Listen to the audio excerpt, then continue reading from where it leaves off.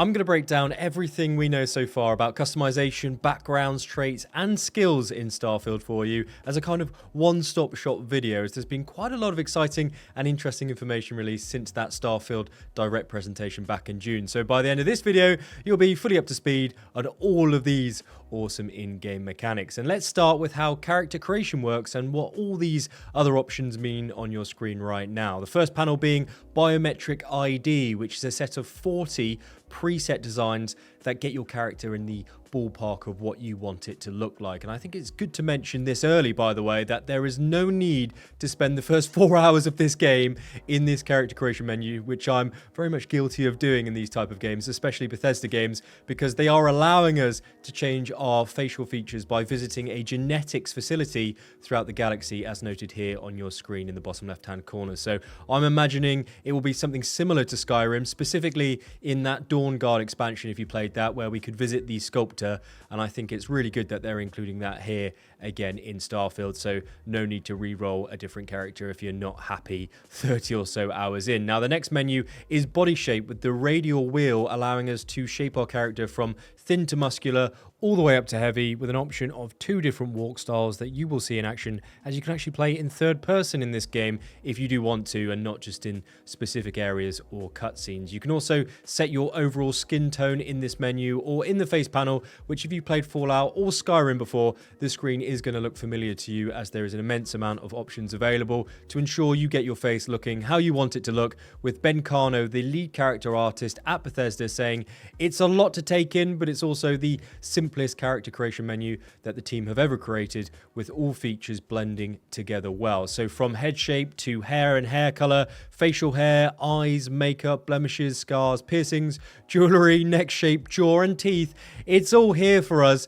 to mess around with, and that's really great to see. Now we also have 2 tabs left here in this character creation menu. We've got backgrounds and traits, and I'm going to go into detail of each section for you in just a second, as I do feel it can be quite confusing to easily distinguish between the two, especially when you throw the skill tree in there as well, as that complements your choices overall. But before we do go through those, I'll tell you what else is a solid complementary choice in Starfield, and that's running the game with an AMD 7900 XT graphics card when it launches, because not only does it provide the best FPS per dollar in terms of performance compared to other GPUs currently, but it's also because AMD is an official hardware partner of Starfield, and their engineers have been working closely with the Starfield devs and have coded the game to automatically integrate AMD's FSR2 technology inside it on day one. Now this is a big advantage because it means that you will receive an upgraded image quality with a big increase in visual fidelity and an FPS boost of the game if you are running with an AMD GPU versus if you're not. And just like customization in Starfield, one of the best things about AMD's GPUs is the fact that you can customize and fine-tune your graphics card to just how you want it with the Adrenaline software, ensuring that you get the most out of not only Starfield, but all of the other FSR2 enhanced games now available and optimized by AMD. So if you're looking for a GPU upgrade to your system and you're planning on playing Starfield, check out AMD's GPU bundles in the link in the pinned comments. And don't worry, by the way, if the 7900 XT is a little bit out of your price range, because their 6000 GPU series offers great performance for a reduced cost. And as an added bonus, they'll even throw in a copy of Starfield if you do decide to pull the trigger and upgrade. So make sure you're ready for Starfield and check out the bundles down below. And cheers to AMD for sponsoring this video and supporting the channel. So let's go over backgrounds now, because it's important to note here that these are the 3 starting skills you can choose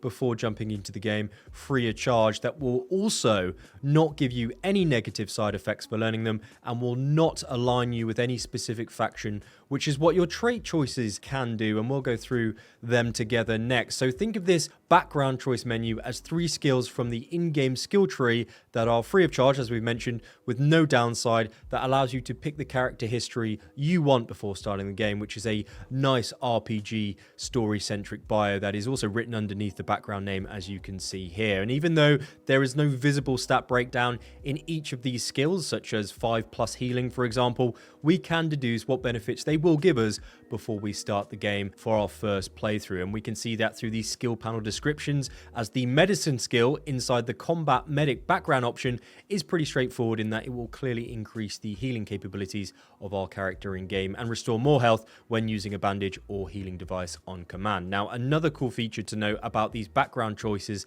is that even though there's no disadvantages that come with choosing them, we will come across some unique situations in quest lines or NPC interactions where your background choices will come in handy. An example of this in action is the Beastmaster quest shown here, which means that the quest becomes considerably easier due to our background knowledge of being a top quality alien Beastmaster. So expect the same with other backgrounds you choose and how they will have a cascading or interesting effect when it comes to certain quest lines in the game. And speaking of which, I'm not going to go through and speculate on all of the 16 backgrounds that we've been teased with so far, as your time is important to me, but I will flag a few concrete and standout options here which I think you'd like to know, because those of you who like a diplomatic approach in Bethesda games may be interested in the diplomat background, as the persuasion skill will be a very impactful option in the game, as it is a feature that the team have massively overhauled comparatively to previous Bethesda titles, where you'll partake in a mini game of sorts where you'll have to spend speech points to advance that conversation, and with each successful interaction you'll get more speech points to spend going forward, making each speech challenge that you come across a lot easier to complete. But on the other side of the coin, you can choose to be a cyber runner, with the theft skill certainly being a worthwhile choice to get ahead of the game early on, improving the quality of the items that you can steal and also put in other people's pockets, which is interesting. And if we combine that with the lock-picking security skill, I have no doubt that this will generate a lot of money or credits early doors if you're that way inclined, if that's how you like to play, which means faster ship upgrades and so on and so forth. So we've chosen our background here, but what about this trait feature? Because aren't they just extra skills that we can choose from? And if so, how are they different from a background selection? Well, they're not skills, and you have 3 independent choices to make here that are entirely optional, by the way, which means you don't have to pick 3 traits if you don't want to. And perhaps the reason why you wouldn't want to pick any traits is because, unlike the 3 skills in your background choice that we just went through, these 3 traits will have positive but more importantly, negative effects associated with each one, which you will have to discover as you play through Starfield. And if you've played Fallout New Vegas, this will also be a very familiar mechanic to you, because let's say you pick up the hero worship trait, which is how we recruit our very own adoring fan from the Oblivion franchise, which is an awesome Easter egg, who ends up following us around the galaxy. Well, the benefit to us, if we do equip this trait, is he will shower us with gifts and presents, but the negative downside is that his voice dialogue will spam your speakers and headset wherever you go, and it's up to you whether you want to put up with that as you play through the game. Now, on top of these negative side effects associated with traits, they will also affect your relationships and interactions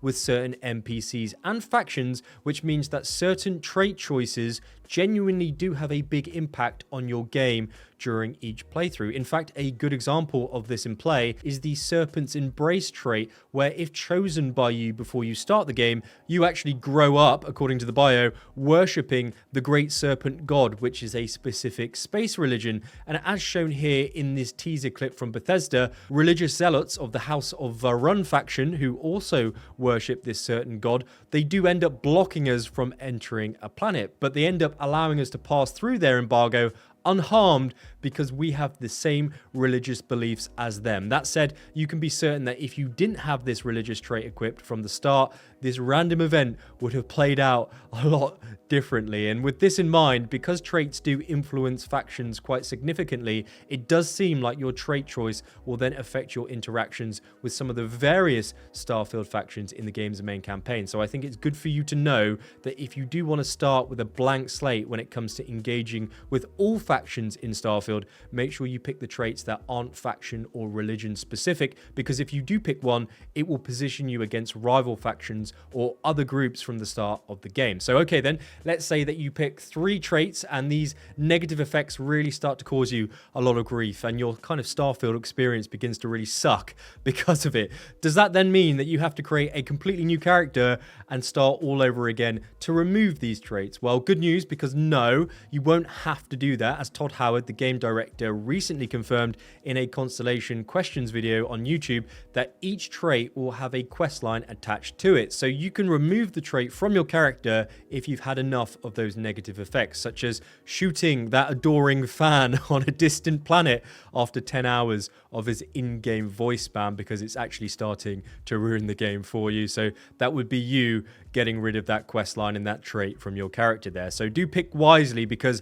if you equip 3 traits, then you're going to end up having a very spicy playthrough. Now, if you are enjoying the video so far, please do leave a very swift like down below. So thanks very much for your support. And good news, I'm running a Starfield game giveaway. You just need to be a subscriber of the channel to enter, and I'll pop the link in the pinned comments. So very best of luck to you. Now, speaking of a playthrough, this is where your skill tree comes into play, because even though you've already unlocked 3 skills by choosing a specific background story, there's still a significant amount more for you to unlock in the game to tailor your character to the type of playstyle that you want to have. And that's because they are building blocks for your character, which are spread across 5 specific skill trees, those being physical, social, combat, science, and tech. Now, again, if you've played Fallout 4, this may also be another familiar mechanic to you, as each skill within each of these 5 skill trees that we've just gone through then has 4 different tiers within each skill, which means from what we've been teased with so far,